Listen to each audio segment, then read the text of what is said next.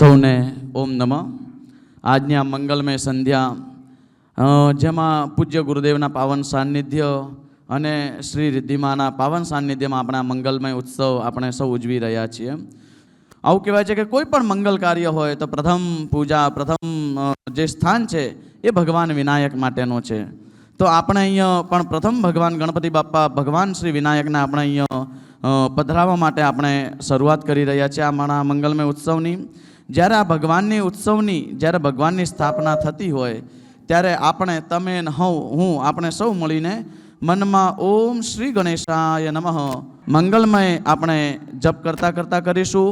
કેમ કે જે પરિવારોએ આ ભગવાનની પધરામણીનો લાભ લીધો છે તો આપણે પણ આ મંત્રની સાથે જે પણ ભક્તો પધરામણી કરી રહ્યા છે એમની સાથે આપણે સહભાગી થઈ જઈશું.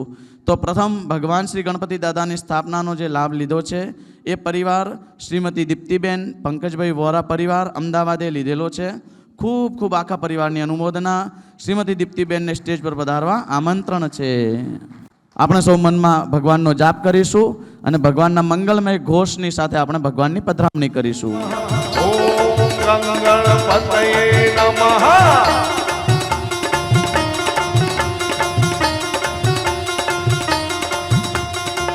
आना गणपति देवा हमारे कीर्तन में,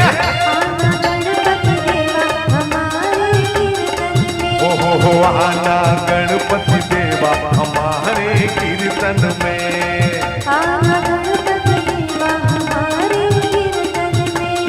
ओम गणपतये नमः.